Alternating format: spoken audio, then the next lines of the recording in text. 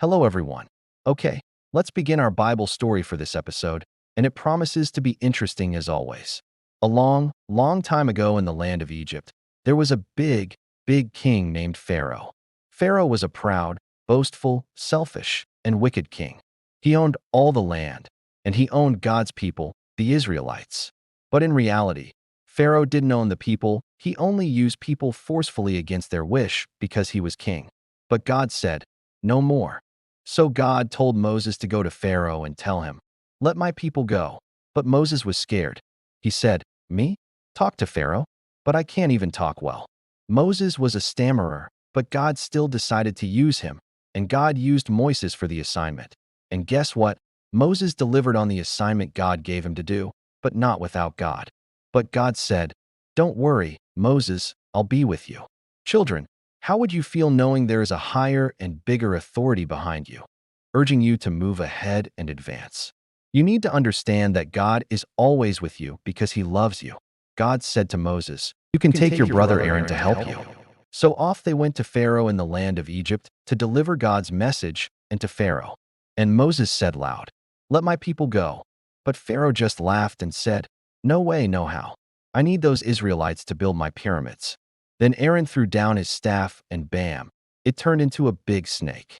Pharaoh's magicians tried to do the same thing, but yikes, their staffs just stayed sticks.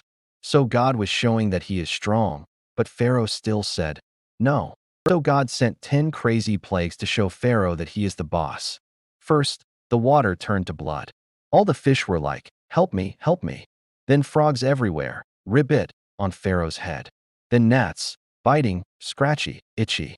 And flies, buzz, flying wild. Then every cow, horse, and donkey got sick. They all said, "No moo. I don't feel good." Then boils came on people's skin. Ouchie bumps. Then hail crashed from the sky. Kaboom. Next, locusts came and ate everything green. They ate all the yummy food. Then darkness came on Egypt. Even Pharaoh couldn't see his grapes. And the last plague, oh, the worst, all the firstborn sons died. Even Pharaoh's own son. Oh no. So finally, Pharaoh cried. He was sad. And he said, "Go, just go. Take your people and leave Egypt." So the Israelites packed up their stuff and headed out. Children, do you know how or why the Israelites became slaves to Pharaoh?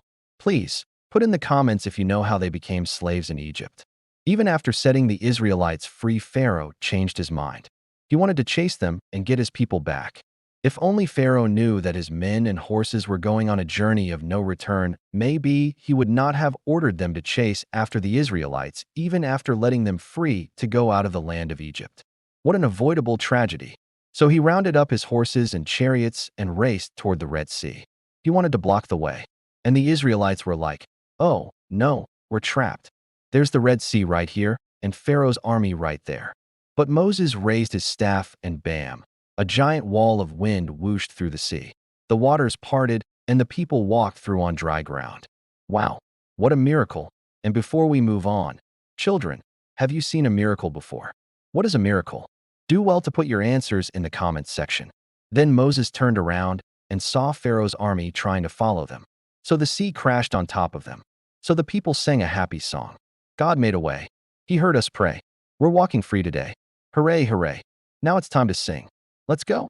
When life gets hard, just like Moses, you can trust God and be brave. Don't forget to say, "Let my fear go."